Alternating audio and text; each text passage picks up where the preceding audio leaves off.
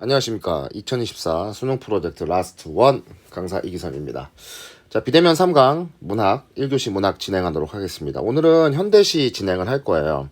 현대시 이제 생명력과 자연. 근데 좀 애매한 시들도 있긴 있어요. 근데 한꺼번에 넣어서 좀 진행할 거고요. 가난과 고단한 부분 진행하겠습니다. 우리 교재는 72쪽 펼치시면 됩니다. 일단 그리고 강의 노트 옆에 놓고 준비하시면 될 것 같아요. 자, 강의 노트.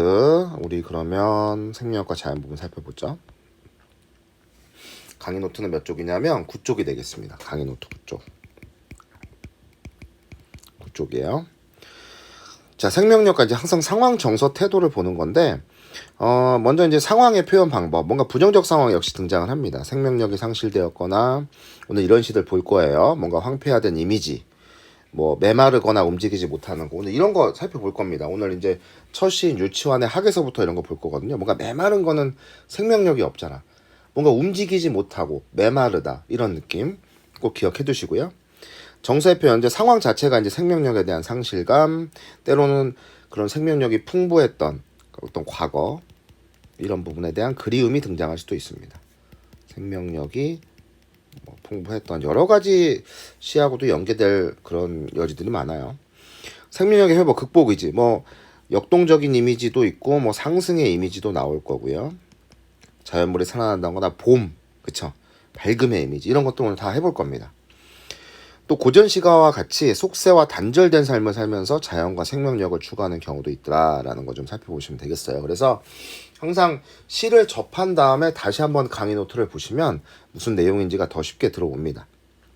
자, 강의 노트 봤으면 이제 들어가도록 할게요. 자, 유치원의 학입니다. 자, 처음부터 볼게요. 나는 학이로다. 자기를 학에 비유를 하고 있네요. 은유법입니다. 자신의 상황, 정서, 태도를 드러내기 위해서 한 걸 거예요. 그래서 화자 자신을 학에 비유를 했어요. 학하고 똑같이 났다는 거죠. 단정적으로 얘기를 하고 있습니다. 박모의 수묵색 거리를 가량이면, 이제 박모의 수묵색 거리, 그 각주가 나와 있지 않습니까? 해가 진 뒤 어스레한 동안, 그 수묵색, 그 무채색 거리라는 거예요. 이따가 이제 뒤에 보시면은 좀 창창한 담채와, 이건 좀 색깔하고 좀 연결이 돼 있거든요. 갖고 이거는 좀 선명한 이미지인데, 이거는 좀 잿빛 이미지죠. 그래서 여기는 좀 하강적 이미지라고 볼 수가 있어요. 뭔가 좀 음울하죠. 음울합니다. 그래서 약간 음울함이 이제 존재하는, 검은색을 쓸게요. 음울함이 존재합니다. 음울함. 이 부분이 다 그래요. 자, 슬픔은 멍인 양 목줄기에 맺혀 소리도 낼 수 없구나. 자신의 정서를 드러낸 거죠. 자신이 학이라고 그랬잖아. 그래서 화자는 이제 그 정서, 비애를 느끼고 있는 거예요. 소리도 낼 수 없을 정도라는 건 비애를 더 강조하고 있는 거죠. 그럼 어떤 상황을 좀 살펴봐야죠. 저마다 마음속 적은 고향을 안고, 이제 저마다를 반복하고 있습니다. 마음속에 다 고향이 있어요. 창창한 담채화 속으로 흘러가건만. 자, 이제 저마다 어떤 가고 싶은 고향이 있는 거예요. 이 사람들은 하나 이제 이상향이죠. 고향이라는 곳은 내가 가고자 하는 공간, 추구하는 공간. 하나 이상향, 추구하는 공간이에요. 그래서 이들은 창창한 담채화 속으로 갑니다. 이거하고 다르죠. 아주 색깔이 선명하다는 얘기예요. 이런 건 이제 생명력이죠. 생명력을 충분히 느낄 수 있는 거예요. 그러니까 고향이라는 공간은 이렇게 고향을 안고 이쪽으로 이렇게 갑니다. 생명력이 있는 공간인 거죠. 푸름이 있는 공간입니다. 그런 시각적 이미지 보여줘. 나는 향수할, 이 고향의 향수를 느낄 수 있는 가나안의 복된 길. 이건 뭐 어떤 종교적인 것들이 나오는 건데, 가나안은 이제 안식처로서의 역할이죠. 고향과 같은. 그럼 나는 복된 길도 모르고 있어. 이들은 마음속에 적은 어떤 고향을 안고 그런 이상향을 추구하면서 꼭 그런 뭐 우리가 정해놓은 딱 고향이다, 이건 아니더라도 어떤 내가 그런 더 나은 공간으로, 뭔가 이 고향이라는 거니까 뭔가 더 나은 공간이다, 이렇게 생각할 수가 있어요. 그래서 고향을 안고 이쪽으로 흘러가요. 근데 나는 그러질 못하고 있단 말이에요. 이게 핵심이죠. 대비돼 있어. 화자의 상황이 나와 있죠. 그러니까 화자는 그런 안식처로 가지 못하는 거죠. 지금 학임에도 불구하고 못 가요. 새는데 날아갈 수 있잖아. 자기는 고향으로 이렇게 돌아가지 못합니다. 안식처로 가지를 못해요. 고향이나 안식처로 가지 못합니다. 그래서 꿈 푸르는 솔바람 소리만 아득한 풍량이나 머릿속에서만 설레고 있어. 난 실제로 행하지는 못하는 겁니다. 가지 못하니까 머릿속에만 있는 거야. 못하니까 아득한 겁니다. 그래서 화자에 가지 못하니까 아득한 거란 말이에요. 가지 못하니까 아득해요. 그래서 아득하단 말이야. 그래서 부정적 상황을 더 강조하고 있어요. 풀으면서. 그러니까 이게 아득하다니 거리감이 느껴지는 거죠.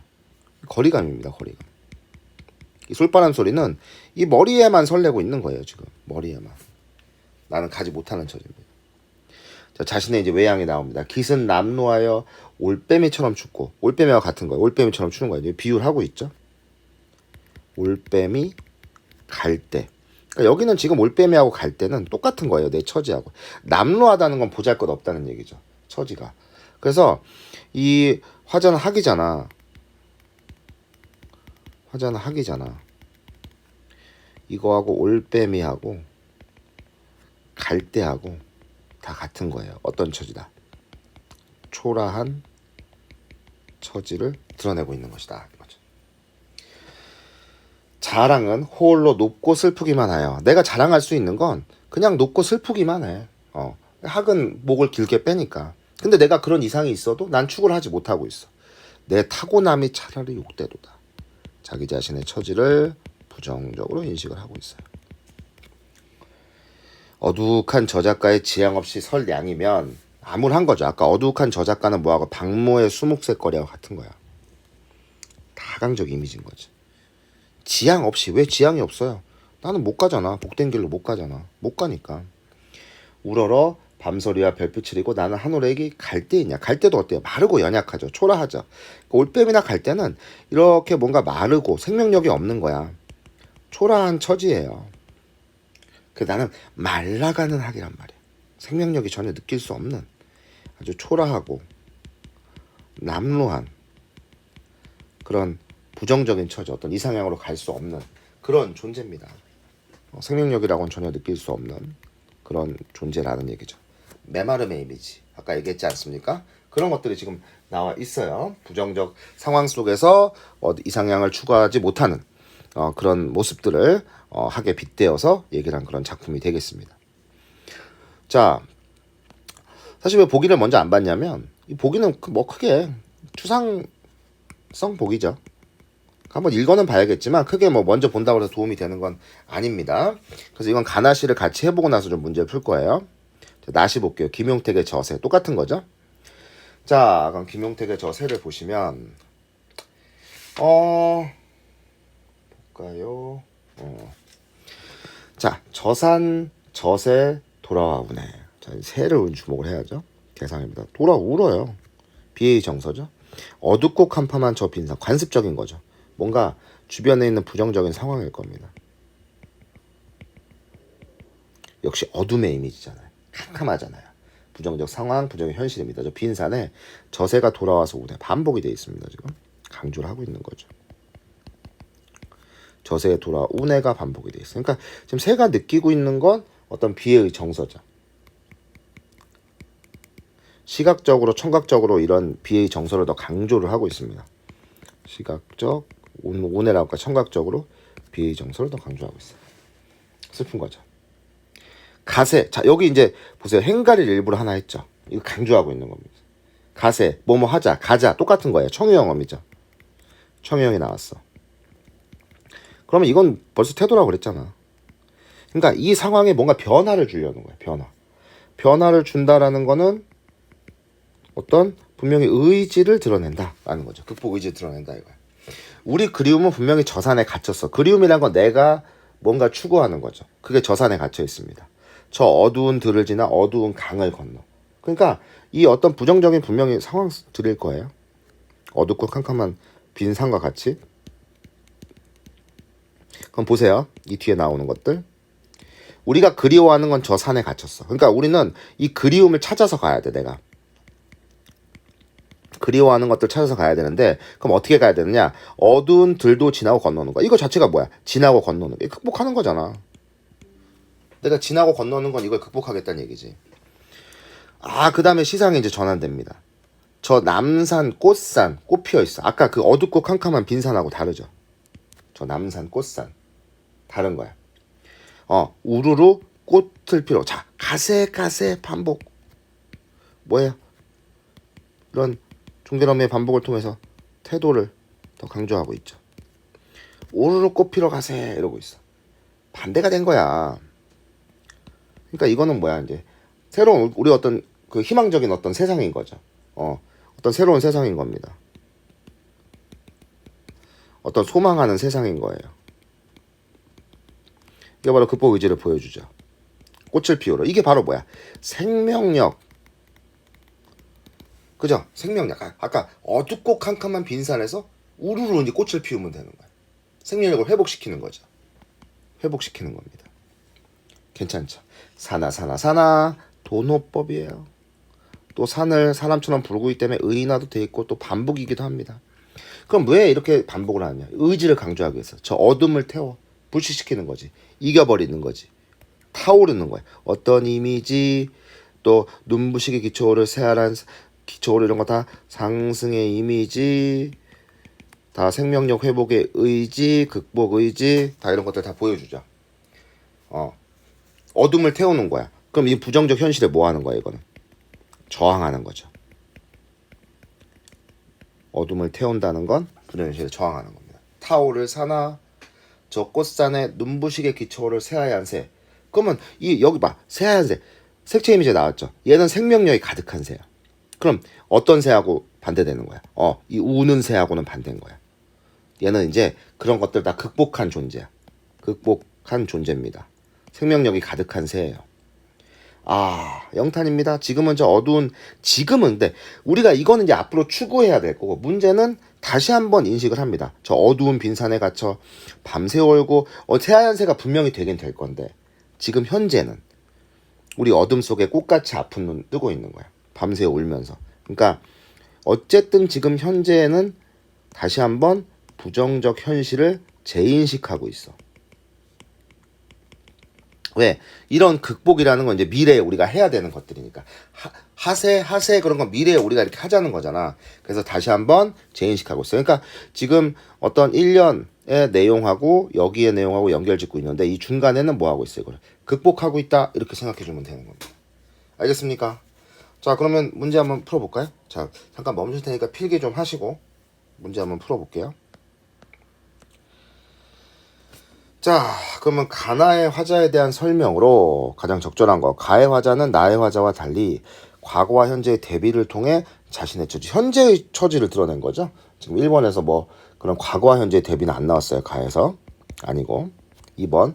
가의 화자는 나의 화자와 달리 주변에 대한 관찰을 통해 삶의 활력 회복하지 않잖아요. 가하고 나시의 다른 점은 가는 자신이 학이라는 처지를 계속해서 강조를 해서 어떤 상황 부분에서 끝났지만 이 나시는 태도까지 간 거죠. 극복 의지까지 간 거죠. 그래서 그런 좀 차이가 분명히 있다라는 걸 인식을 하고 보면 훨씬 더 좀 쉽게 우리가 인지를 하고 있어요. 자, 그 다음 3번. 나의 화자는 가의 화자. 그렇지. 이게 나온 거지. 이게 핵심이지. 개선하는 바람이 들어왔지. 가시는 그런 게 없었잖아. 자신의 상황만 계속 강조했죠. 처지만 강조했어요. 3번이 정답. 자, 2번 볼게요. 기업과 니은에 대한 이해. 자, 기업과 니은은 뭡니까? 학하고 저세죠. 다 부정적인 존재들이죠. 자, 그러면은 뭐 이거는 정답 그냥 바로 나오겠네요. 화자가 취한 이상형의 모습 아니고 현실적 문제의 원인을 짐작하게 한다 아니고 화자의 변화하는 심리 아니고 저새 자체는 니은에서 저새 자체는 삶의 의지를 드러내고 있지는 않죠. 하얀 새가 돼야지. 기억은 자신, 학에 대한 얘기죠. 자신의 처한 상황, 새가 우는 상황. 그러니까 화자하고 지금 같다고 놓지는 않았어. 나에서는. 단지 자신의 처지, 이런 부정현실에 놓여있는 처한 상황을 드러내기 위해서 저 새가 운다라고 표현을 했습니다. 5번이 정답. 자, 다음 3번 보면 가의 솔바람 소리는 청량한 이미지. 괜찮아요. 좋네요. 현실의 고통과 괴로움이 언젠가 해소될 것이다. 아까 우리 1번에서 풀었잖아. 가시는 그런 거 없다니까. 솔바람 소리 근처에 문맥 보세요. 뭐라고 돼 있어? 이건 아득한 거야. 나와는 거리가 먼 거야. 이 솔바람 소리는 청량한 거 맞아요. 생명력 맞아요. 하지만 내 지금 상황과는 굉장히 좀 멀리 떨어져 있는 거야. 뭔 말인지 알겠지? 문맥 보시면 알겠죠. 그리고 가시는 그런 거 없어. 해소될 것이라는 확신 자체가 없습니다. 그래서 우리가 대략적인 감상이 중요한 거예요. 우리가 앞으로 이제 시즌 4에 가면 다시 대략적 감상을 연습할 거거든. 그러면 이런 대략적 감상해놓으면 전체적인 문맥을 알기 때문에 현대시에서 물어본단 말이야. 이 시는 극복 의지가 없어요. 그 때문에 1번이 답이 될 수가 없어. 솔바람 소리만 가지고는. 그래서 1번이 답입니다. 자, 그 생명력과 자연 첫 번째 작품 해봤는데 굉장히 좋은 작품들이고 나올 만한 작품들입니다. 그리고 굉장히 여러분들이 패턴 공부하기에도 좋은 작품 같아요. 자, 그러면 생명력과 자연 2로 넘어가도록 하겠습니다. 자, 생명력과 자연 02번 하도록 하겠습니다. 자, 먼저 하실 작품은 송수건의 나팔꽃이라는 작품인데 이 두 작품 다 생명력과 이 자연 이 패턴의 작품들이 사실 다른 패턴이랑 연결이 굉장히 잘 돼요. 그래서 아까는 이제 뭐 우리가 극복 의지와 관련된 것도 해봤지만 여기서도 마찬가지입니다. 그래서 여기서는 우리가 이제 삶과 어떤 성찰, 깨달음의 문제 이런 것들이 좀 같이 결합이 돼 있어요. 그래서 좀 같이 보시면 될 것 같습니다. 자, 이제 보기 한번 보시면 시에서 자연물은 상징적인 의미, 그러니까 이 두 작품 다 자연물이 상징적인 의미가 있다는 거예요. 관찰자로서의 화자는 자연물의 조화, 작용, 변화와 성장을 통해 인간의 삶에 우리가 적용할 수 있는 교훈을 얻자 이거지. 그래서 이때 교훈 중에는 시련이나 한계 상황을 극복하고 삶을 고양하는 의지, 이게 가예요. 그 다음에 주변의 지지와 협력, 이게 있어요. 현실의 제약을 이겨내고 미지의 영역에 도달하는 용기. 그래서 두 작품 이제 보면 가는 시련이나 한계 상황을 극복하고 삶을 고양한다. 가는 시련이나 한계를 극복하고 삶을 더 낫게 만든다. 고양한다는 게 더 낫게 만든다는 거예요. 나는 특이하게 나와 있어요. 좀 주변의 지지와 협력에 힘입어서. 주변의 지지와 협력에 힘입어서 어떤 분명히 이런 시련들을 극복해낸다. 이런 얘기들이 지금 나와 있어요.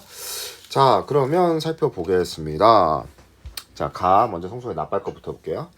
이 자연물의 어떤 속성을 이용하는 거죠. 이 속성을 이용을 해서 이 긍정적인 좀 속성들을 이용합니다. 이걸 통해서 우리 삶에 이제 적용을 해보는 건 고전 시가든 이 현대 시든 뭐 똑같습니다. 똑같기 때문에 여러분들이 크게 어려워하거나 할 필요가 전혀 없어요.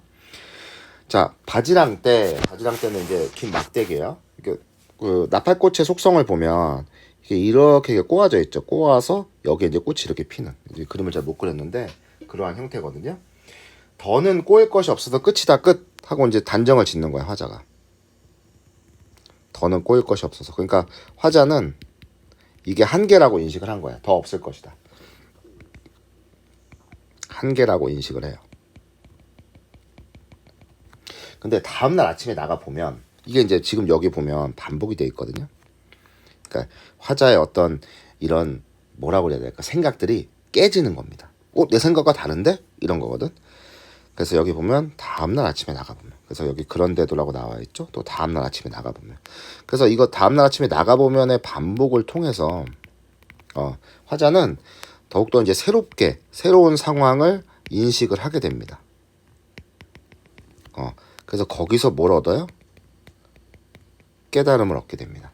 마지막에 이제 깨달음이 나와 있거든, 니은 부분에. 그래서 그렇게 인식을 한다라고 생각해 주시면 될 것 같아요. 조금 필기하시고.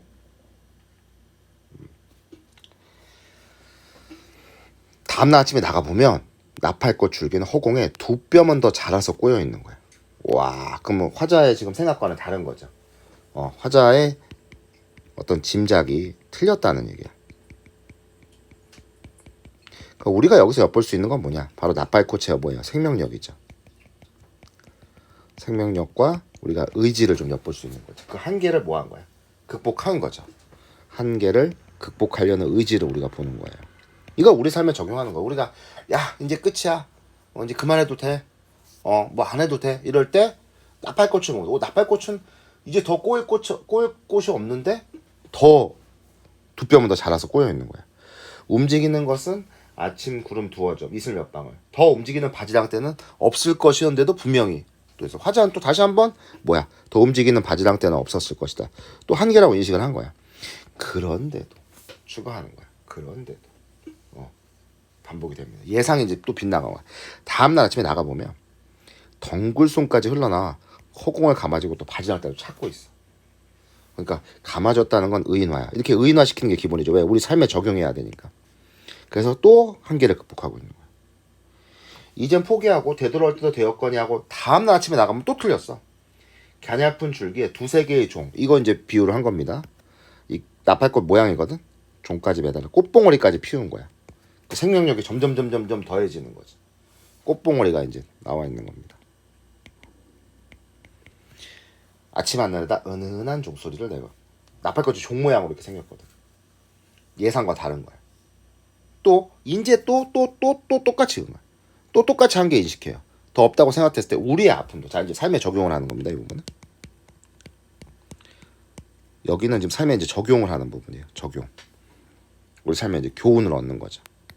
이젠 더 꼬일 것이 없다라고 생각되었을 때, 우리가 삶의 한계, 희망이 없다라고 느꼈을 때, 우리가 삶의 어떤 한계를 인식하거나, 이제 더는 못하겠어. 희망이 없다라고 느낄 때, 삶의 한계를 인식하거나 희망이 없다라고 느낄 때, 우리의 아픔도 한 번 더 길게 꼬여서 푸른 종소리 나는 거고, 이렇게 나팔꽃처럼 우리도 한 번 더 길게 꼬는 거야. 다시 한 번 더 나가는 거죠. 나팔꽃의 생명력과 같이 시련을 뭐한다? 극복을 하는 거야. 그래서 푸른 종소리를 내는 겁니다. 공감적 심상이죠. 이 극복의 어떤 상징이죠. 푸른 종소리 뭡니까? 청각을 시각화했죠. 청각을 시각화. 푸른 종소리가 바로 그런 꽃봉오리를 피우는 거죠. 우리가 그러니까 시련을 극복해서 뭐 하는 거야? 이게 결실을 맺는 거죠. 그건 법일까? 하고 얘기하고 있어. 알겠지? 그래서 우리 삶의 가치라는 것은 나팔꽃처럼 이렇게 한계야. 더는 못해. 이 고통을 난 이겨낼 수 없어. 이랬을 때 나팔꽃처럼 한 번 더 극복하고 꽃봉오리 이렇게 피운단 말이야. 우리 삶도 그렇게 될 수 있다는 거죠. 그래서 그런 극복을 이제 보여줍니다. 자, 이것도 한꺼번에 볼게요. 나시를 한번 보겠습니다. 자, 나시는 아까 주변의 지지와 협력으로 극복한다는 얘기가 있었어요. 같이 한번 볼게요. 나뭇가지가 이제 담을 넘을 때 비슷한 거죠. 아까 나팔꽃이 한 번 더 꽈서 뭔가 더 성장하는 것과 같은 얘기야. 이를테면 수양에 늘어진 가지가 담을 넘을 때. 자, 담은 원래는 이제 제약이었을 거예요. 원래는 이제 제약이나 시련인데 먼저 얘기하겠습니다. 이거는 또 이런 시련이 있어야만 우리가 뛰어넘었을 때 희열이 있는 거잖아. 쉽게 되면 희열이 없죠. 근데 이런 의지의 원동력이 되기도 합니다. 이를테면 수양에 늘어진 가지가, 그 나뭇가지가 버드나무거든요. 담을 넘을 때 그건 수양가지만의 일 아니었어. 보기하고 연결해보자고. 그러니까 수양가지의 의지도 필요해. 스스로의 의지도 필요하지만 모두 필요하다. 주변에 보기하고 연결하면 돼요. 지지와 협력도 필요하다. 이렇게 얘기하고 있는 거예요. 그러니까 생명력과 이런 것들 좀 연결을 짓고 있어요. 얼굴 한 번 못 맞힌 애먼 뿌리. 또 잠시 살붙였다. 또 적막히 손을 터는 꽃과 잎이 혼연일체 믿어주지 않았다면 주변의 지지와 협력이죠. 담을 넘도록 도와준 거죠. 얘네가. 가지 혼자서는 한없이 떨기만 했을 것이다. 그러니까 요 뭐뭐 했을 것이다. 그 다음에 여기 뭐뭐 했을 것이다. 요게 이제 지금 반복이 되고 있어요. 그렇다는 건 가정을 해보는 거죠. 혼자서는 못했을 거라고. 주변의 지지와 협력이라는 걸 더 강조를 해주고 있습니다. 더 강조. 그래서 꽃과 잎이 혼연일체 믿어주지 않다면 이들이 조력자 역할을 해준 거야. 즉 지금 내가 이 동그라미 친 세 개는 무슨 역할? 주변에서 조력자 역할을 한 거야. 꽃의 어떤 내적 요인인 거죠. 가지 혼자서는 한없이 떨기만 했을 거야. 어려웠을 거야. 용기가 안 났을 거야. 한 닷새 내리던 고집센 비. 아이고, 이거 네모 말고 담에다 네모 쳐야 되는데. 자, 비입니다. 이건 외적 요인이겠죠. 고집센 비야. 의인어를 하고 있습니다. 닷새나 내리면은 뭐 이게 왜 닷새나 내린다고 해서 그냥 비가 내린다 그러면 왠지 이 나뭇가지에게 그냥 도움이 되는 것 같잖아. 근데 닷새 동안 내리는 폭우라면 어떨까요? 시련이겠죠. 하나의 시련이야. 또 폭설도 마찬가지입니다. 밤새 정문만 쌓다. 다 의인화 시킨 겁니다. 이것도. 비나 폭설. 담을 넘는다는 게 가지에게는 그리 신명나는 일이 아니었을 것이다. 그러니까 이 비나 폭설은 어떤 외적 요인인데 얘네들은 뭡니까? 분명히 시련으로 작용을 하고 있어. 근데 우리는 그렇잖아요.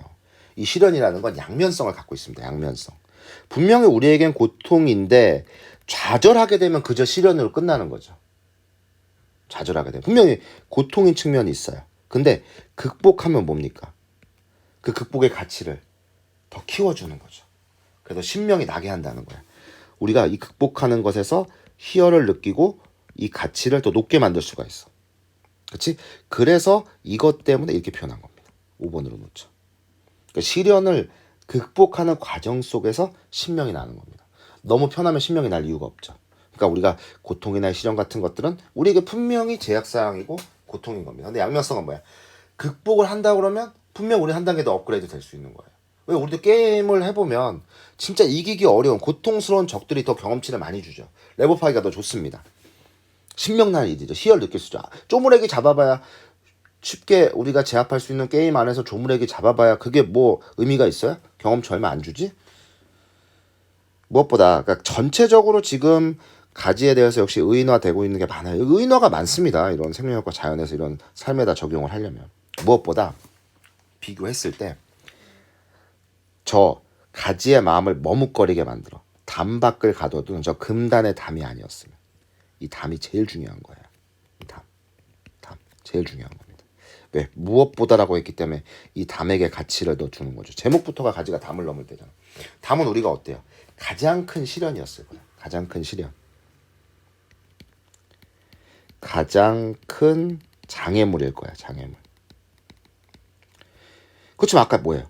그러면 이게 장애물이니까 이걸 넘기가 더 부담이 더 클 거 아니야. 그만큼 극복했을 때 그런 희열이나 가치도 어떨 거야. 더 커지고 그 다음에 우리가 하려는 일들의 가치를 훨씬 높여주죠. 어떤 일들은 분명히 대가가 큰 일들은 그만큼의 고통을 수반해요. 그러니까 더 가치가 있는 거죠. 담의 몸을 가로지고 담의 정수를 타나와 담을 열 수 있다는 건 수양에 늘어진 가지는 꿈도 꾸지 못했을 거야. 그러니까 도전의식을 가지지 못했을 거야. 담이 없었다면 도전의식도 갖지 못했을 거야. 그러니까 목련가지라든가 감나무가지라든가 다 생명력을 가진 것 다 마찬가지예요. 이제 반복하면서 열과 반복이 있죠. 이 범위를 확장하는 겁니다. 보편성을 갖는다는 얘기예요. 그래서 이런 나뭇가지들이 담을 넘을 때 가지에게 담은 분명히 시련이자 고통이었을 겁니다. 분명히 제약사항이었어요. 근데 도박이자 도반이었을 것이다. 도박이라는 건 넘기가 힘들다는 거죠. 이겨내기가. 하지만 도반, 함께 돌을 닦는, 나를 이겨내는 조력자 역할을 했을 거야. 그러니까 이 뭔가 좀 발음의 유사성이 있죠. 발음이라기보다는 형태의 유사성이라고 하자. 형태의 유사성을 통해서 그 양면성을 다시 한번 얘기하고 있습니다. 분명히 이 담은 장애물이지만 날 극복할 수 있게 해주는 도전의식을 키워주는 존재이기도 하다는 거야. 넘는 게 쉽지 않아. 도박이니까.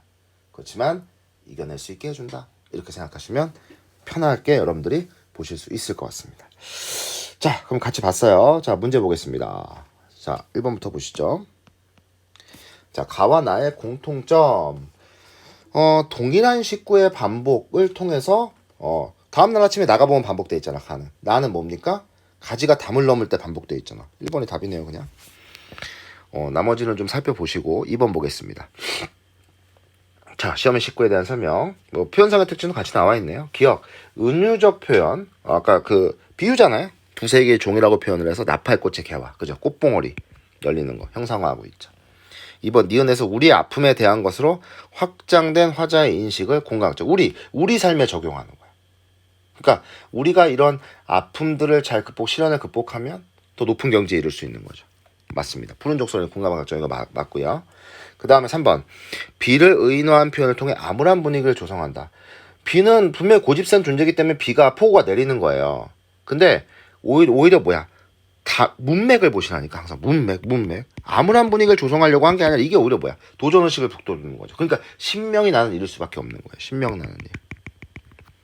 3번 그 다음에 리을 수양가지 이외의 존재를 열거함으로써 대상의 힘을 확대한다. 맞아요. 어형의 유사성, 형태의 유사성이죠. 가지에게 담이 지는 이중적 가치. 뭡니까? 첫 번째는 분명히 도박입니다. 어려운 일이에요. 위험한 일이에요. 근데 도전의식을 더 북돋아주죠. 가치 있는 일을 시도할 수 있게 만들어줘. 분명히 위험성도 있지만 동시에 도전의식도 갖게끔 해주는 겁니다. 그 가치가 있는, 이중적 가치가 있는 거지. 자, 자, 3번 볼게요. A와 B에 대한 설명. 자, A는 뭡니까? 우리 그런데도 그쵸. 그 다음에 B는 무엇보다 이런 부사어들이 어떤 역할을 하는지 한번 살펴보는 거예요. 이거 뭐 적절한 걸로 내야죠. 이건 뭐 주제의식과도 굉장히 밀접한 관련이 있습니다. 답은 5번인데 어긋난 상황을 더 부각해주죠. 나는 분명 이게 한계라고 인식했는데 얘는 이걸 뛰어넘은 거야. 그 다음에 특정 대상, 담이라는 거죠. 이 담이 가장 큰 장애물이고 넘기가 위험한 것이지만 그걸 넘었을 때 희열감 굉장히 크겠죠. 자, 4번 볼게요.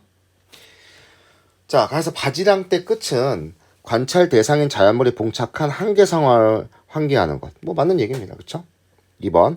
가에서 나팔꽃 줄기의 변화와 성장을 통해 화자는 인간 삶에 적용 가능한 의지에 관한 교훈을 떠올린 것이겠군. 그죠? 중요한 의지 떠올리게 만들어줍니다. 3번. 이젠 더 꼬일 것이 없다는 화자의 생각을 시련을 극복하고 삶이 고양되었다는 판단. 근데 이거 자체가 고양되었다는 판단은 아니죠. 완전히 끝의 한계, 가장 넘기 어려운 완전한 한계에 봉착했다 이렇게 얘기하고 있는 겁니다. 그랬을 때 나팔꽃처럼 할 수 있을까? 그 뒤에까지 나와야 되죠. 그 얘기를 하려면. 3번이 정답이 되겠습니다. 자, 그래서 전체적으로 확인해 봤습니다. 굉장히 좋은 시들이 많네요. 생명력과 자연에.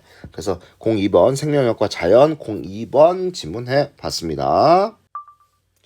자, 생명력과 자연 03번 지문입니다. 이 지문은요, 교재 좀 누락이 됐었어요. 교재에서 누락이 돼갖고 제가 이제 추가 프린트로 나눠드렸습니다. 앞에 시들하고 패턴은 같아서 여러분들이 어렵지 않게 공부를 좀 할 수 있을 거예요. 자, 먼저 이제 보기부터 좀 볼까요? 김남조의 생명과 문정의 성애꽃. 성애는 이제 유리창에 생기는 성애. 볼게요. 김남조의 생명과 문정의 성애꽃은 모두 겨울이라는 시간적 배경을 바탕으로 대상에 대한 관찰과 인식의 확장을 통해 주제의식을 형성한다. 자, 겨울은 우리가 관습적으로 뭡니까? 어떤 시련이나 고통을 주는 계절이죠. 특히 두 작품에서 화자는 추운 겨울, 일상적 공간에서 마주하게 되는 대상을 관찰하면서 고통과 시련의 상황을 역설적으로 인식하고, 그럼 아까 가지가 담을 넘을 때하고 똑같잖아요. 이 고통과 시련이 되려 어떤 도전의식을 일깨우는. 근데 이걸 역설적으로 인식한다는 것도 거의 비슷한 얘기일 거예요. 그래서 삶의 진리와 성숙한 뭐 비슷한 얘기입니다. 고통과 시련을 이겨내는 것들, 또 고통과 시련이라는 거 나쁜 것만은 아니다. 이런 얘기를 하고 있는 거예요. 삶의 진리와 성숙한 정신. 그러니까 가지가 담을 넘을 때 뭐 그런 거 같이 보시면 되겠습니다. 그래서 우리가 어떻게 보면 이런 것도 역설적 인식이죠. 고통이라는 건 나쁜 거지만 좋은 것도 있다는 거예요. 양면성이 있다는 겁니다. 자, 해볼게요. 생명은 추운 몸으로 온다. 이게 지금 반복이 되거든요. 계속 있다가 반복을 통해서 이제 강조를 해주는 겁니다. 원래 추운 거에는 생명이 없죠. 근데 추운 몸으로부터 와요. 그러니까 결과적으로 이 추위 속에서 결국 추위라는 어떤 생명을 잉태하고 있는 거죠. 추운 몸이라고 했어. 그러니까 생명이라는 것은, 그러니까 이 추위는 분명히 어떤 시련이긴 하지만 생명에게는 또 추위를 생명을 잉태하기도 해. 생명을 준비시키고 있어. 겨울이란 건 그런 계절이죠. 생명을 준비하고 잉태하고 있는 그런 계절입니다. 그러니까 추운 몸에서 오는 거죠. 그래서 분명히 준비가 됩니다.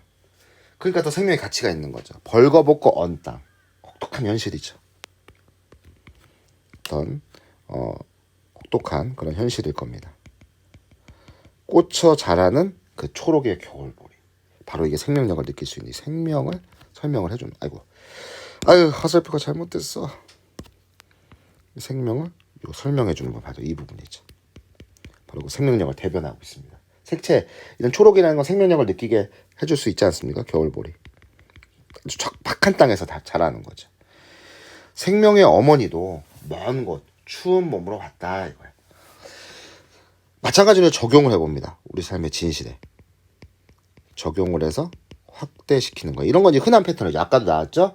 어떤 자연물의 속성을 확대시켜서 인간 삶에 적용하는 거. 그리고 여기는 똑같이 온다 계속 반복하고 있어요. 현재형 어미 똑같이 반복이 되고 있습니다. 진실, 우리 삶의 진실이라는 것도 부서지고 불에 타면서 와요. 또 버려지고 피 흘리면서 옵니다. 그러니까 반드시 우리 삶의 어떤 진리나 진실 같은 것들을 뭘 수반해요?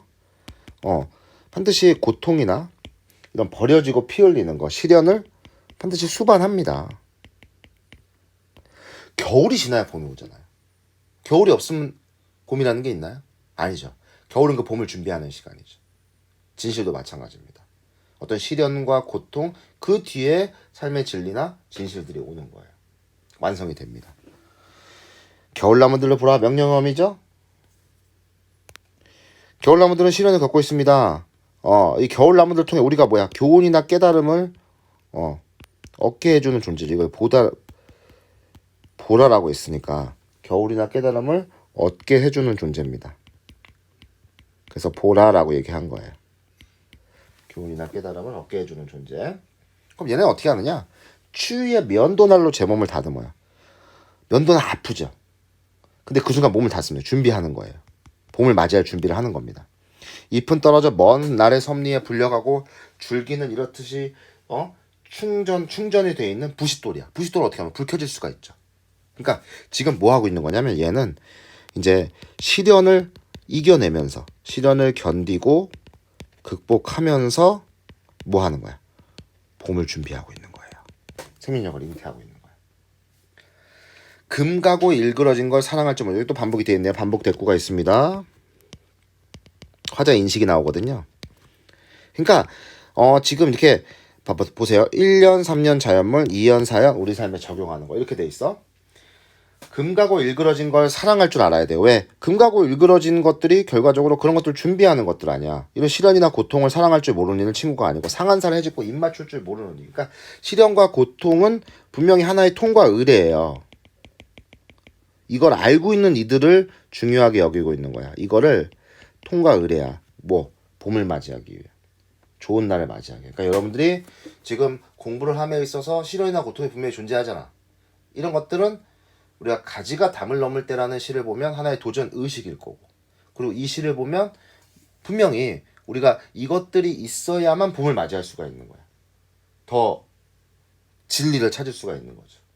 그래서 이 통과의례를 모르는 존재, 깨닫지 못하는 존재, 통과의례라는 것을 모르는 존재를 부정적으로 인식하고 있습니다. 알아야 된다는 거죠. 우리가 사회 보편적인 우리가 깨달음이라는 거죠. 다시 한번 반복합니다. 생명은 추운 몸으로 온다. 반복하고 있죠. 강조하고 있어요. 12댐은 다 지나온 추위로 하얗게 들었는 한방눈 눈송이로 옵니다. 다시 한번 깨닫게 해주고 있어. 이런 색채나 시각적 이미지로 이야기를 하고 있습니다. 그래서 분명히 어떤 그런 생명이라는 것은 반드시 이런 겨울이 있어야만 잉태할 수 있는 거죠. 그래서 분명히 우리가 더 성숙해질 수 있고 준비를 할 수 있는 기간이라는 겁니다. 그러니까 시련과 고통은 우리에게 충분히 준비할 시간을 주고요. 더 나은 존재가 될 수 있게끔 만들어주는 어떤 통과 의례 같은 것들이다. 이렇게 생각하시면 돼요. 이 겨울은. 그래서 이 생명이라는 시를 보면서 우리가 그런 걸 충분히 느낄 수 있었습니다. 자, 다음 볼게요. 자, 성의꽃이라는 시입니다. 성의꽃 아까 이 시도 마찬가지로 보기를 보면 역시 고통과 시련의 상황을 역설적으로 인식을 하고 삶의 진리와 성숙한 정신세계를 드러낸 거예요.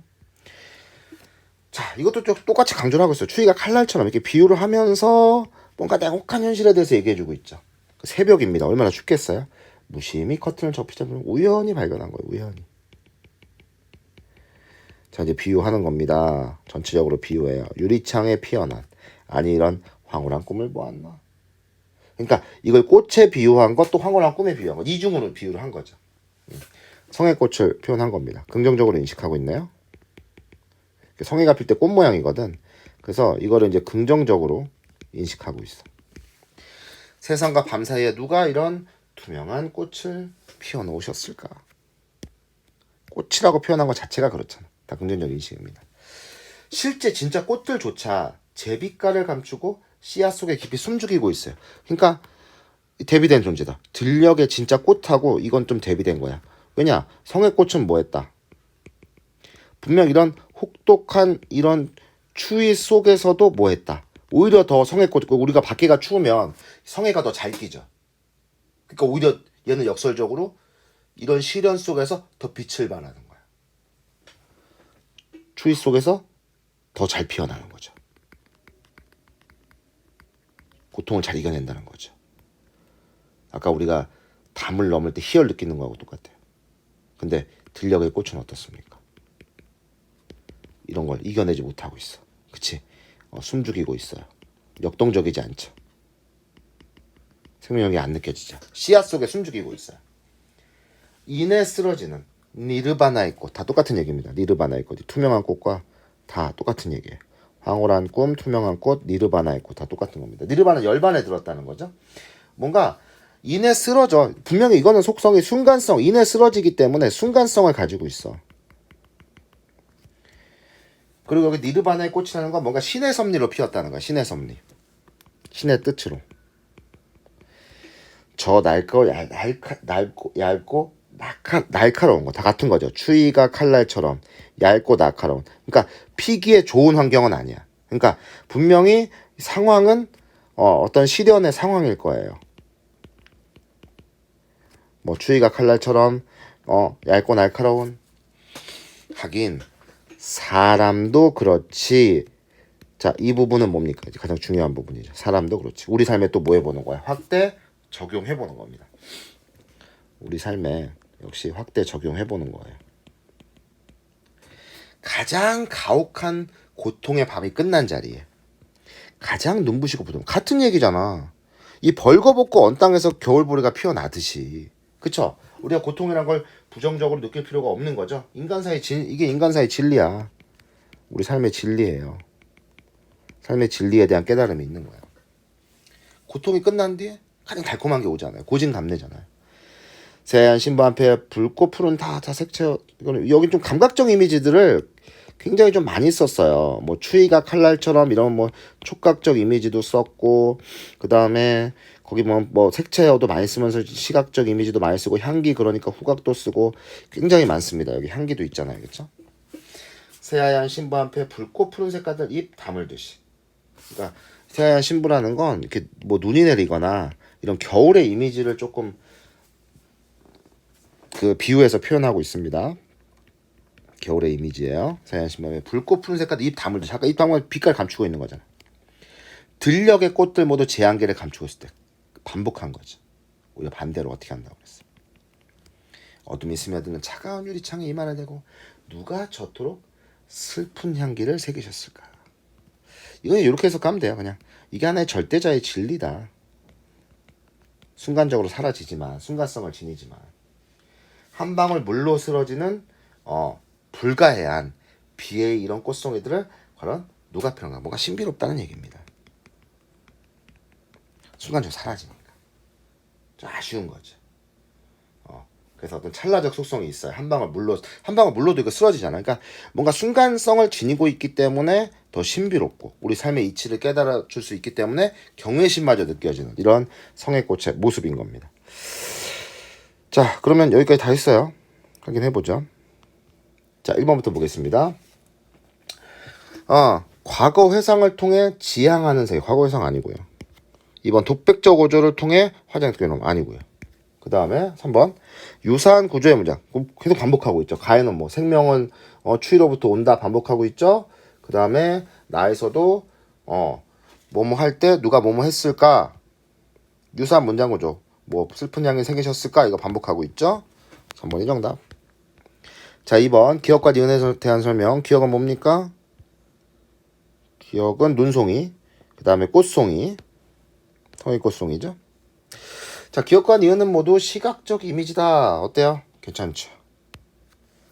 그 다음에 기억과 니은은 화제의 의지와 관계없이 나타나는 자연적 현상이다. 어때요? 그쵸? 가의 뭐 기억은 추운 둘 다 겨울이니까 어떤 그 꽃송이가 성의꽃이잖아. 나의 꽃송이도 성의꽃도 자연 현상에 나타나는 거죠. 그러니까 둘 다 자연의 현상이에요. 자, 3번 기억은 니은과 달리 새로운 생명의 탄생과 통과를 지키는. 그쵸? 기억은 지금 이 겨울에 이 눈송이 실현이잖아. 실현. 겨울의 이미지잖아. 이건 통과 의례적 기능이죠. 하지만 이 꽃송이는 성의꽃 그 자체 결과인 거거든요. 결과. 통과 의례가 아니에요. 그래서 기억은 니은과 달리 맞고요. 4번 니은은 기억과 달리 화자로 하여금 생명의 소중함을 느끼게 한다. 이 생명의 소중함이 아니라 이런 어떤 시련과 고통의 끝에 우리 삶이 더 나아질 것이라는, 뭔가 성숙해질 것이다, 더 고양될 것이다, 이거를 지났을 때 그런 얘기를 하기 위한 거예요. 생명의 소중함이 아니라. 4번의 정답이에요. 자, 니은은 기억과 달리 가옥관상 어울리지 않는 그런 아름다움이죠. 그 다음에 기억은 어쨌든 그 겨울의 이미지니까 관계 없습니다. 맞아요. 3번 볼게요. 가의 초록의 겨울보리와 나의 투명한 꽃은 모두 추운 겨울이라는 부정적 상황 화자가 역설적으로 인식하게 되는 계기가 되고 있다. 맞아요. 그죠? 역설적으로 인식하게 되는 어떤 시련이나 고통이 꼭 부정적인 것만은 아니다. 더 삶을 고양시킬 수 있는 하나의 통과 의례 또는 그 추울수록 성의 꽃으로 잘 보이기 때문에 그런 가치가 더 부각되는 거죠. 가의 진실도와 사람도 그저 적용하고 있어요. 성숙된 인식으로 확장되고 있습니다. 가의 면도날과 나의 얇고 날카로운 시어들은 모두 추운 겨울에 화자가 경험하고 있는 혹독한 고통과 시련. 얇고 날카로운 화자가 경험한다라고 보기는 어려워요. 이 성의 꽃을 더욱더 돋보이게 만드는 역할을 하는 거지. 나의 이 부분은 가의 면도날은 뭐 어떻게 해석하냐에 따라 다른데 이 나의 얇고 날카로운 화자가 경험하고 있다 이렇게 보긴 좀 어려워요. 근데 좋은 선지는 아니야. 선지 이렇게 만들면 안 돼요. 정답은 3번이다. 이렇게 좀 생각해 볼 수가 있겠죠. 자, 이렇게 해서 생명력과 자연의 시들 전부 해봤습니다. 다 괜찮은 시 같아요. 충분히 여러분들이 공부할 만한 작품이다. 이렇게 생각할 수 있겠습니다.